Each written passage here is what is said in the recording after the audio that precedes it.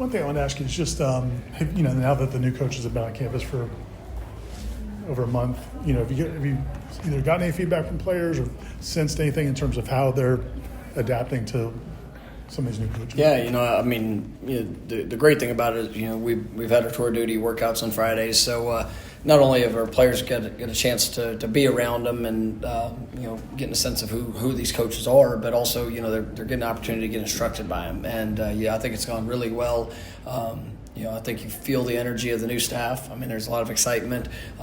There is a sense of urgency in all things that we're doing, and putting in a new offense, defense. Being able to see some of the things that there might have been familiarity or similarities to, but now being able to adapt to what's being asked. And I think players, coaches, everybody involved, and there's a lot of excitement for what it is, and really who we're getting to do it with the new staff and the new players. What is it that Tony does defensively that you thought fit the personnel he had and the personnel he could go get? Yeah, I mean, I think it's just the versatility. Obviously, it's the mentality I love. I mean, it's aggressive. To be able to do the things out of when it's in a three down front, to be able to transition and to be able to have elements of the four down attack, and just the different ways of putting players in position to showcase what they can do. And it with our personnel, I think we've got a great group that we can mix, whether it's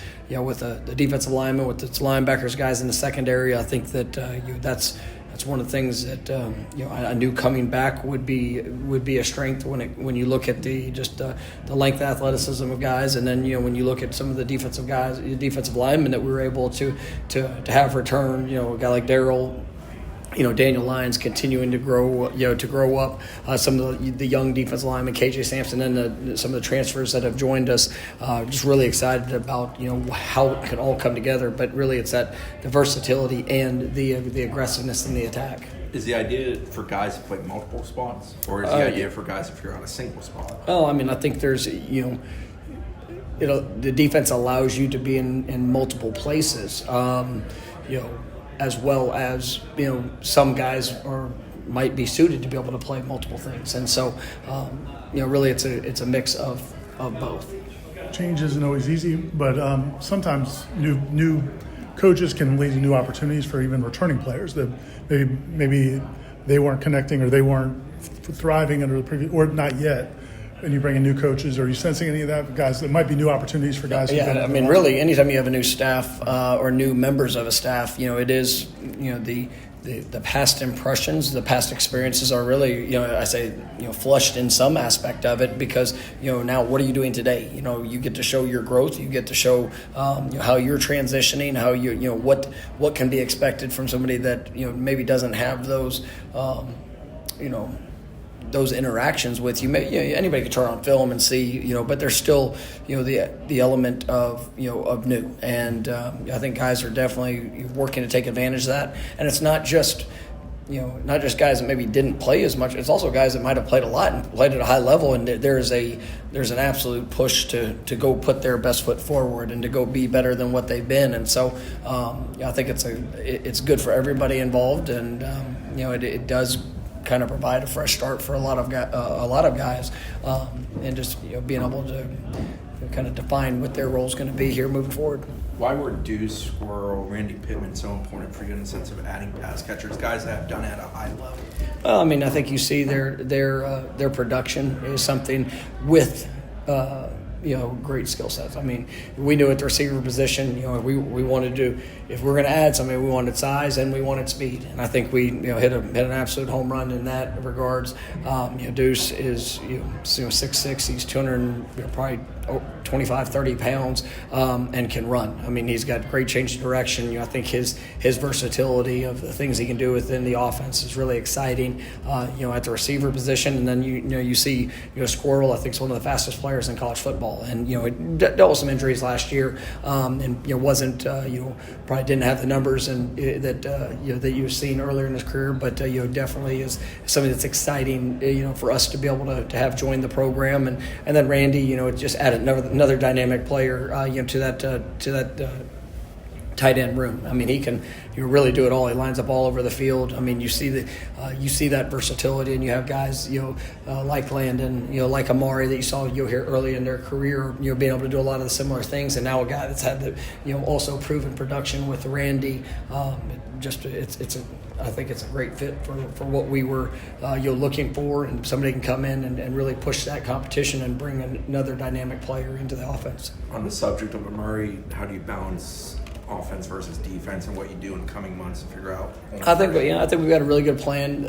Something that we've discussed heavily because I do believe he's one of those guys that can do both. Now, still very early in his career. People tend to forget. He was in a reclass freshman last year that was able to play as a true freshman, which is kind of unheard of. But he was very productive at the tight end position. I think coming into the spring, you're going to look to really establish a great foundation defensively of what that is, and then you'll be able to carry over what that role is offensively, just to where it really fits what's best for us and best for Amari.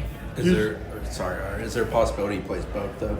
Oh, absolute possibility. It's kind of plan. Is it sort of the plan in the spring? We'll see where that and we'll see. I think you got to put somebody in position to achieve success. In whatever role you're asking them to do. So we want to make sure that we get the right foundation for him, and really on both sides of the ball. So we'll have a very specific plan for him, and then build from that. As we get into summer. Deuce was very impressive when we talked to him a couple weeks ago, a week or two ago. What does he bring into you guys in terms of just a mature guy? No, I mean he is, and I mean I've been really pleased with the guys that have come in.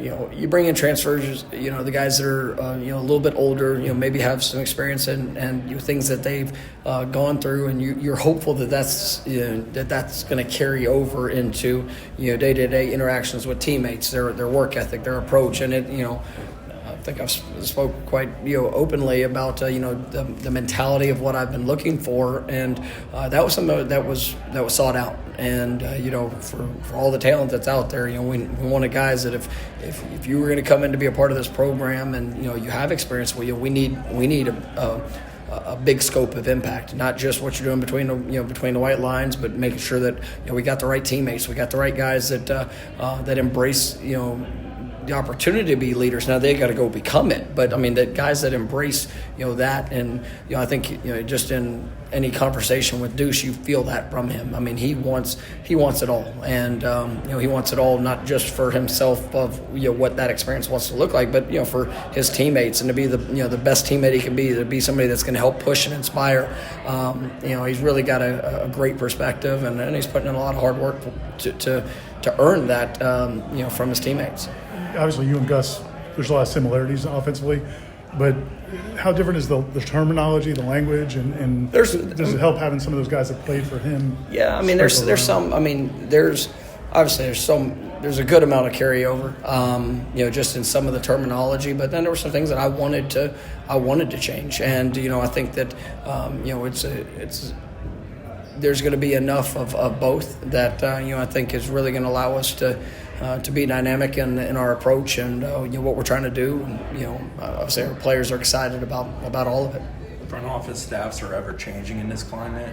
Do you perceive yourself doing different things moving forward, adding to that, changing your approach with how that all operates, especially with the house summit coming in July? Yeah, I mean we've had some changes, just within our staff, and everything that I do is trying to put us in position for the short-term success, also long-term with the ever-changing landscape of what college football is now. So I feel good about some of those changes, and we'll continue to work through all of it.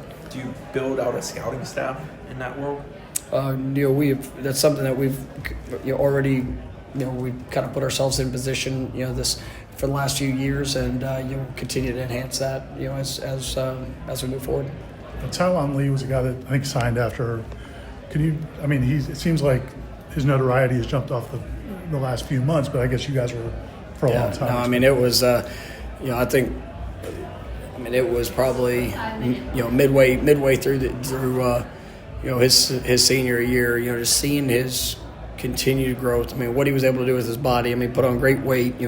Played at an extremely high level. Somebody that we were very familiar with in recruiting, but really, as we saw that progression, he just became that much more of a priority for us.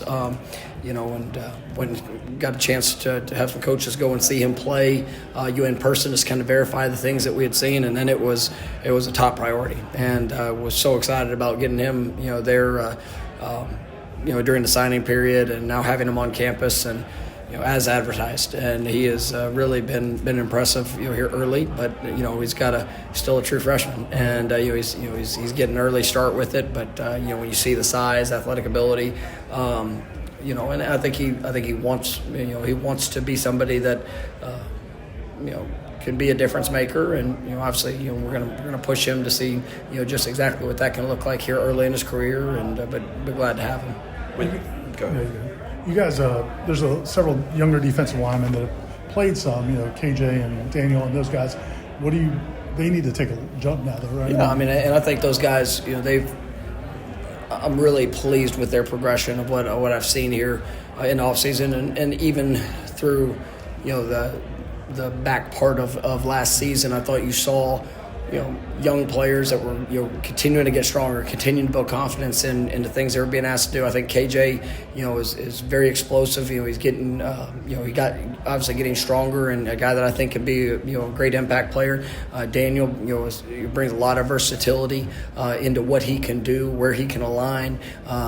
He's got, really good strength, and for somebody that also has I think great movement. So looking forward to where the step that he can take this year, and those guys they're all being challenged to go be what we believe that they can be.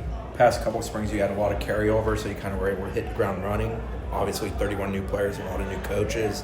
How does that change how you kind of open things up in mid-March? Well, I mean, even a year ago we had a lot of new players. Obviously, the staff was similar, but I think when you look at a couple the differences in things we might be doing schematically, some of the terminology, just making sure we give our players the best opportunity to be successful, utilizing the walkthroughs and meeting times, all the things that we can, leading up to spring ball, and then when we get out there, it's about building that identity and practicing and creating that edge. That's a necessity, and there's going to be some growing pains through all of it, but we need every bit of it, and I think that's something that we're all excited to be able to get on the field for spring ball and to see our guys compete. But we still have 3.5, 4 weeks before we get to that point of and finishing this next phase of our winter program that's going to help put us in a good position. But we're going to meet our guys at where they are, and then if we need to adapt and adjust to anything, we will. But I have tweaked a few things just within spring to make sure